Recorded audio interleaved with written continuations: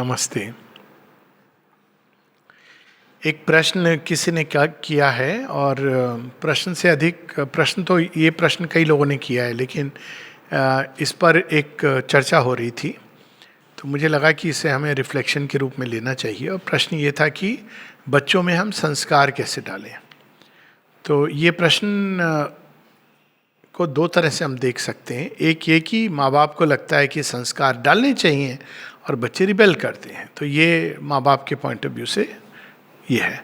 लेकिन बच्चों के अंदर अनुभव इसके बिल्कुल विपरीत है। बच्चों को लगता है कि माँ बाप हमें अपनी मर्जी से नहीं करने देते हैं और सारा संसार बदल गया है, और वो अपनी विष को हमारे ऊपर थोपते हैं। तो ये दोनों परस्पर विरोध में हैं। तो अब हम इसको थोड़ा सा इस पर अगर हम समझें, तो एक नई एज में हम जी रहे हैं, तो हर चीज़ इसका अनुरूप होगी। बहुत कम लोग इस चीज़ को रिकॉग्नाइज कर रहे हैं कि युग धर्म बदल गया है। तो अब इस युग धर्म में वो पुराना युग धर्म नहीं चलेगा। अगर आप प्रयास भी करोगे तो विफल होगा। जैसे चतुर्वर्ण का जो था, वो एक समय आवश्यकता थी कि ब्राह्मण के उसमें रहता था, एक एलीट क्लास थी, क्षत्रिय क्षत्रियत्व की ओर जाता था। लेकिन प्रकृति ने इसको तोड़ दिया है, और प्रकृति ने बड़े अद्भुत ढंग से तोड़ा। मतलब अब वो मिक्सचर शुरू हुआ।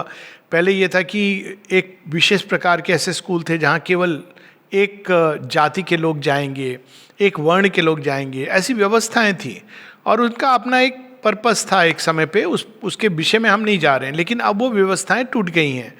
अब क्यों टूटी हैं? क्योंकि एक नई चीज आने वाली है जो इससे भी सुंदर होगी। तो पहली चीज हमें ये समझनी है कि पुराने उपाय तरीके नहीं अप्लाई किए जा सकते। आप कह सकते हो बच्चों को अगर करना है कि ये हमारे यहाँ रिचुअल हैं, फेस्टिवल हैं, संस्कृत के श्लोक के द्वारा आपने प्रारंभ कर दिया, पर ये चीज़ ज़्यादा दिन नहीं चलेगी, क्योंकि ये युग धर्म के साथ नहीं है। अब युग धर्म क्या है? एक सब्जेक्टिव एज है, इंडिविजुअलिस्टिक एज है। समाज कह रहा है इसके आधार पर बच्चे स्वीकार कर लें, ये नहीं होगा। उनको स्वयं स्वीकार करना है। इसलिए श्री अरविंद कहते हैं शिक्षा की जो 3 नियम, उसमें एक कहते हैं the child has to be consulted in its own growth. अब इसको अगर हम हाथ में रखते हुए अब इस प्रश्न को लें, तो पहली चीज ये है कि संस्कार क्या है। तो संस्कार एक बेस है जो आप बच्चे के अंदर डालते हैं, जिसके आधार पर वो आगे जीवन को जिएगा। और ये कर्तव्य समाज का होता है, माता पिता का, और जो शिक्षक हैं, अभिभावक हैं, उनका ये कर्तव्य होता है कि वो एक बेस डालें। अब बेस अगर नहीं डालेंगे तो बच्चा एकदम वाइल्ड, वो तो फिर क्रैश लैंड कर सकता है या ऊपर उठ सकता है। लेकिन अब वो बेस कैसे डालें? पुराने समय में ये बेस डाले जाते थे या तो माता पिता को देख के। अब हमारे घर में ये संध्या वंदन होती थी, सुबह पूजा होती थी, तो हमने उस चीज़ को सीखा। लेकिन चूंकि युग धर्म अलग है, इसलिए इस चीज़ को रिजेक्ट भी कर दिया। पर इस तरह से डाले जाते थे, माता पिता को देखकर बच्चे संस्कार को रिसीव करते थे।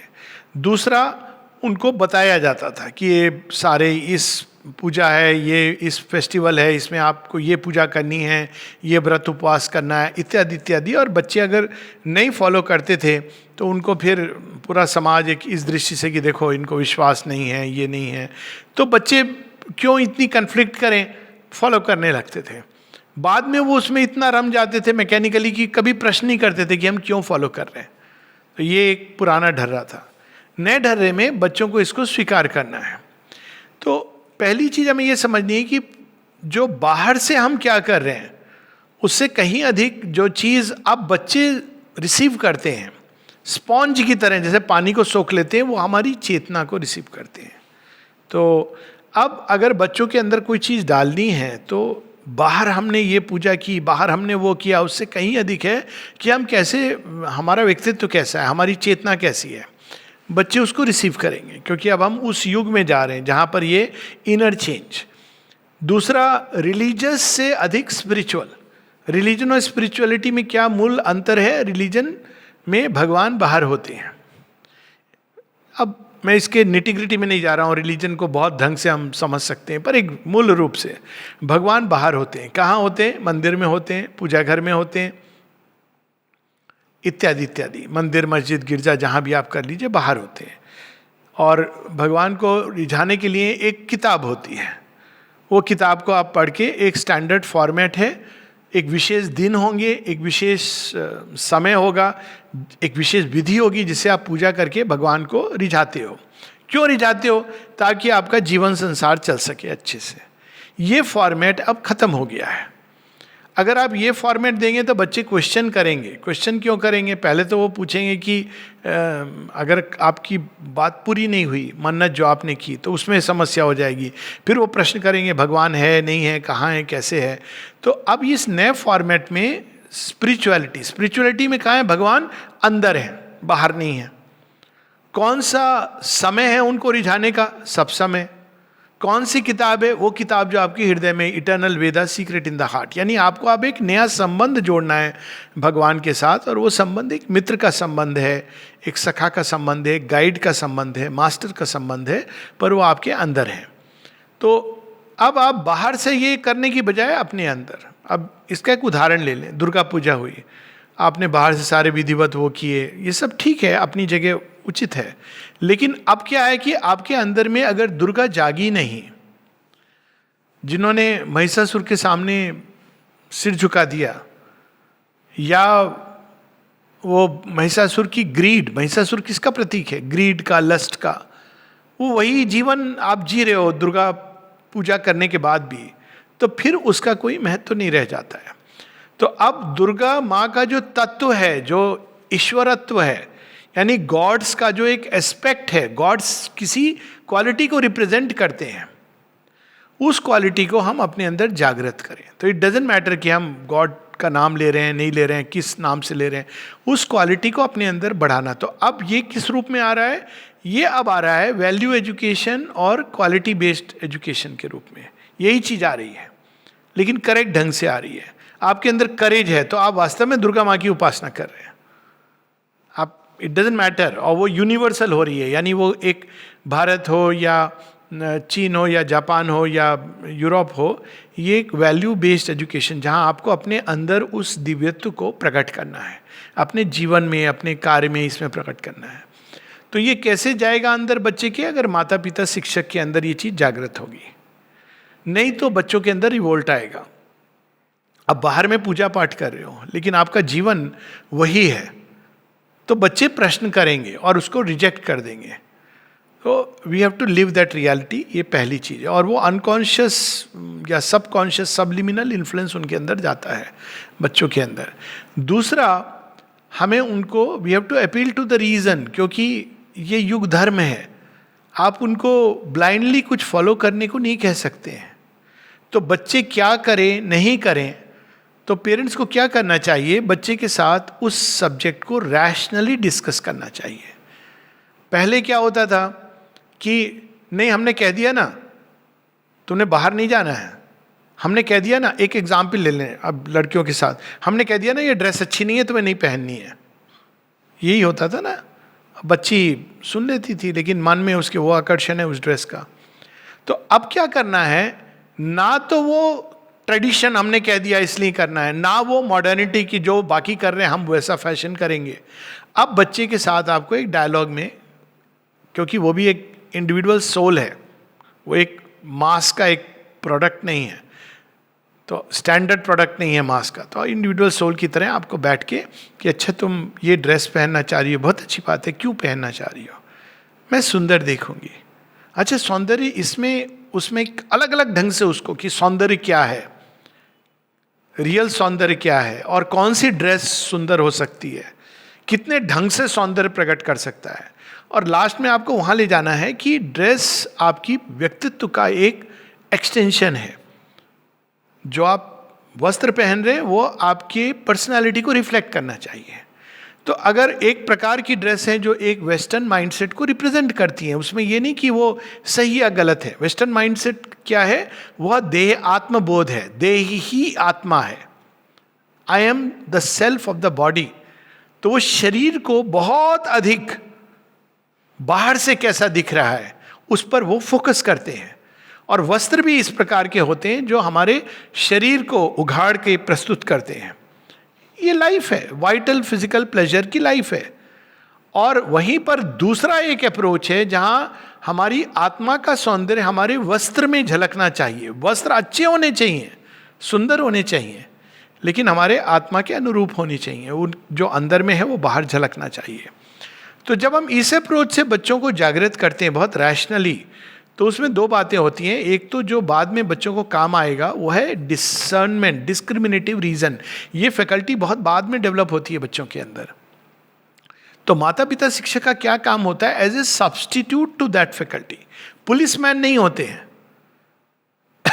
पुलिसमैन तो एक अलग डायमेंशन है। आपने लॉ को ब्रेक किया तो आपको पुलिसमैन है। लेकिन माता पिता का काम है, जब तक बच्चे के अंदर डिस्क्रिमिनेटिव इंटेलिजेंस नहीं डेवलप करती, जो नॉर्मली एडोलेसेंस के बाद आनी शुरू होती है, तो माता पिता को सब्सटीट्यूट करना है। तो डिस्क्रिमिनेटिव इंटेलिजेंस क्या करती है? वो आपसे एक डायलॉग डिस्कस करके कि ये चीज़ उचित है, अनुचित है, इसका बोध कैसे हो। तो बच्चा ही बताएगा, आपको कुछ नहीं बताना है। और ये बताने के बाद फिर आपको फ्री छोड़ देना, उसको कंपेल नहीं करना है। वो सचेत हो जाए, सचेत होने के बाद वो सीखेगा, सीख करके वो उस हिसाब से अपने जीवन को जिएगा। He will learn through failure, fall, everything, experience. लेकिन आपको उसके साथ डायलॉग में एंगेज करना है। अगर आप केवल ये बोल दोगे कि नहीं ये मत करो, वो उचित नहीं है। या आप कह दोगे हम फ्रीडम है, जो चाहे करो। ऐसे भी मेरे माता पिता जो फ्रीडम के नाम पर हम तो अपने बच्चे के साथ ड्रिंक्स भी पीते हैं, ये कूल है, नहीं समझ पा रहे हैं कि आप बहुत सारे माता पिता हैं ये आज की ये जो जनरेशन है, तो आप ये नहीं समझ पा रहे हैं कि अभी आपने बच्चे को ये मैसेज दिया, क्योंकि हम मैसेज देते हैं, बात फ्रीडम की नहीं है। हमने ये मैसेज दिया कि तुम जीवन में जो मना है वो कर सकते हो। ये बहुत भयंकर डॉक्ट्रिन है। हम यहाँ जो हमारा मन करे वो करने के लिए नहीं है, हम यहाँ वो करने के लिए जो उत्तम है, जो उत्कृष्ट है, जो हमारे लिए वास्तव में हमें ऊपर की ओर ले जाएगा, जो प्रगति का मार्ग है। मन में तो कुछ भी आ सकता है। आज आपने उसको कह दिया कि तुम्हारे you want to take drinks, okay cool, कल वो ड्रग्स लेगा, तब आप ये नहीं कह सकते हैं कि नहीं, क्योंकि आपने उसके लिए वो एक डोर खोल दिया जिसके थ्रू। तो ना ये कह के कि नहीं ये गंदी चीज़ है, आप डिस्कस करिए उसके साथ कि इसमें क्या है, इसे लोग क्यों लेते हैं, इसके क्या, अभी आप डिस्कस कर लीजिए। नहीं तो बाद में हो सकता है कोई एक बच्चा हो जिसको ये डिस्कशन साइकेट्रिस्ट के साथ करना पड़े, जो बहुत ही भयानक चीज़ होगी। जब वो बताएगा कि इसके क्या इफेक्ट्स होते हैं, तब तक व्यक्ति पूरी तरह उसके कब्जे में आ गया है। तो this is one part of it. तीसरी चीज़ जो करनी है, डिस्क्रिमिनेटिव इंटेलिजेंस, उसके पहले चेतना का जो एक डायरेक्ट असर होता है। तीसरी चीज़, बच्चों के अंदर, हम सब के अंदर एक भाग है जो डिस्क्रिमिनेटिव इंटेलिजेंस से भी ऊपर है, जो हमें बता सकता है कि क्या करना चाहिए और क्या नहीं करना चाहिए। और वो भाग हमारे हृदय के अंदर है, लेकिन बचपन से हमने उसको डेवलप नहीं किया। या तो माता पिता, शिक्षक, समाज, या बहुत हुआ तो तर्क, जो बहुत तर्क फिर भी अच्छी चीज़ है, एटलीस्ट उसमें एक कॉमन ग्राउंड है, ना आपकी ना मेरी, हम इसको डिस्कस करेंगे। माता पिता के पास अनफॉर्चुनेटली टाइम नहीं होता है, लेकिन एक हृदय के अंदर। तो बच्चे से इतना यही पूछना चाहिए, अच्छा तुम कहो, अपने हृदय को स्पर्श करके, इसके अंदर झांक के, कि तुम्हें क्या करना चाहिए। तो अब बच्चा ये लॉजिक नहीं दे सकता, नहीं सब लोग तो करते हैं हमारे समाज के, नहीं सब लोग करते हैं, बहुत कुछ करते हैं सब लोग, तुम क्या करना चाहते हो। अब देखिए ये इंडिविजुअलिटी का पहला कदम है। सब करते हैं, सब तो बहुत कुछ करते हैं, लेकिन तुम क्या करना चाहते हो या तुम क्या करना चाहती हो, तो अपने हृदय से पूछो। 99.99% मेरा ये मानना है कि बच्चे इस चीज़ को समझ जाएंगे, बड़े भी समझ जाएंगे, अनलेस कोई व्यक्ति, अब ऐसी भी मनुष्यता है जो केवल खाओ पियो मौज करो, उसमें मैं उनकी बात नहीं कर रहा हूँ, लेकिन अगर बड़ों से भी पूछा जाए, वो जस्टिफिकेशन दे देंगे कुछ भी काम करने का, लेकिन अगर हृदय से पूछेंगे कि तुम्हें क्या करना चाहिए, डीप इनसाइड द हार्ट, वो आपको गलत सलाह नहीं देगा। तो ये भी हम डेवलप नहीं करते हैं बच्चों के अंदर। बाद में हम बुक्स पढ़ते हैं, how to inculcate psychic education, प्रारंभ तो यहाँ से है। तो बच्चों को ये कंसल्ट करके, अब उसमें अगर आपको लगता है कि बच्चा एक सरफेस इमोशन से बोल रहा है, तब आप उससे केवल कहिए कि go deep inside, just go deep inside. तो बच्चे करेंगे, वो बहुत, और खासकर आपका रैपो है, फ्रेंड की तरह है, ट्रस्ट करते हैं बच्चे, तो ज़रूर करेंगे। और फिर वो देखेंगे कि कोई चीज़ करनी चाहिए नहीं करनी चाहिए, उत्तर यहाँ पर है, वो किसी सामाजिक व्यवस्था में, किसी बाहरी नियम में नहीं है। और फिर वो उसको करें, उसमें कोई ज़रूरी नहीं सक्सेस फेल्योर क्या होगा, वो एक यात्रा है, but to consult the deeper heart and go from here. क्योंकि एक नई चीज आ गई है जो अगेन बड़ी भयानक है, you go by the spontaneous flow of the moment. ये भी बहुत डेंजरस चीज है। फ्लो ऑफ द मोमेंट मतलब आप प्रकृति के दास बन गए हो। प्रकृति की कौन सी शक्ति आपको कहां ले जाएगी, आप उसमें फ्लो कर जाओगे। ये तो प्योर वाइटल वर्ल्ड का ये एक सिमुलेशन है। ये हमें समझना चाहिए कि ये स्पॉन्टेनिटी वाइटल स्पॉन्टेनिटी है, साइकिक स्पॉन्टेनिटी नहीं है। वाइटल तो हमें कुछ भी फ्लो विद द मोमेंट, तो इसका तो सोचिए आप कितने भयानक परिणाम हो सकते हैं। क्योंकि ये तो प्योर सजेशंस आ रहे हैं सब तरफ से, हम सोच रहे हैं हमारे अंदर ये चीज़ आ रही है। मित्र आपको कहेंगे कि चलो हम चल के ये काम करें, okay fine, I am flowing with the moment. I would say don't flow with the moment of the ये वाइटल स्पॉन्टेनिटी है। Try to inculcate the psychic spontaneity. हमेशा कंसल्ट करो कोई चीज़ है अपने अंदर, टेक योर टाइम, लेकिन जब वो निर्णय कर लो एक बार यहां से, तब go all out for it, step back. Forces के प्ले में मत, डोंट गेट कॉट। कुछ क्षण ले लो, हो सकता है एक दिन लगे, आपको कोई निर्णय लेना है, आपको नहीं समझ आ रहा, बहुत सारे सजेशन है इधर उधर, टेक योर टाइम, 1 दिन 2 दिन 3 दिन, यहां पे डेप्थ में जाओ, महसूस करो महसूस करो महसूस करो। बोलोगे उत्तर नहीं आ रहा, कोई बात नहीं है, महसूस करो। एक समय आएगा जब आपको अंदर से कोई चीज पुश करेगी, यस या no. Do it with full courage and trust. फिर अंदर में द्वंद्व लाके नहीं। यहां से आगे आप माइंड कर रहा है शुड आई नॉट, नहीं, डू इट। ये एश्योरेंस नहीं है सक्सेस का, लेकिन ये एश्योरेंस है प्रगति का। अगर आप ये सोचोगे अच्छा मैं ये करूंगा तो सक्सेस मिलेगी, मे नॉट, पर प्रगति जरूर होगी, क्योंकि आप सीख रहे हो इसके कांटेक्ट में आना। और दूसरी बात है कि साइकिक हमें सक्सेस के मार्ग से भी ले जाता है, फेल्योर के मार्ग से भी ले जाता है। जैसे ही वो माइंड आया और सजेशंस आए, वहां पे प्रॉब्लम शुरू हो जाती है।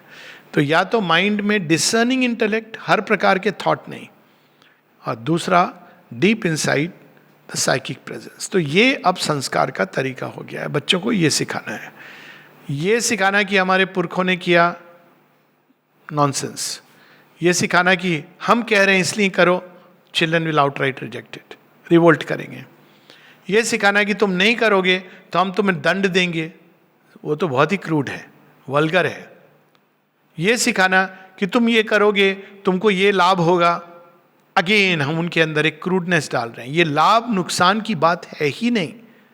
करने योग्य कर्म कभी इस चीज पर नहीं निर्धारित होता कि इससे फायदा होगा या नुकसान होगा, कभी नहीं होता इस पर यह निर्धारित कि इसमें हमको सक्सेस मिलेगी या फेलियर होगी, क्योंकि वो फॉर्मेट में ही नहीं है।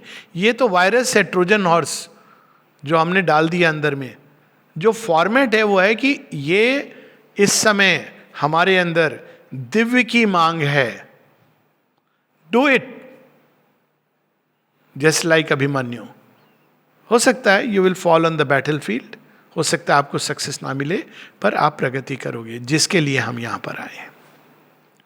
तो इसी शॉर्ट रिफ्लेक्शन के साथ रिफ्लेक्ट करने के लिए हम लोग यहाँ रुकेंगे। नमस्ते।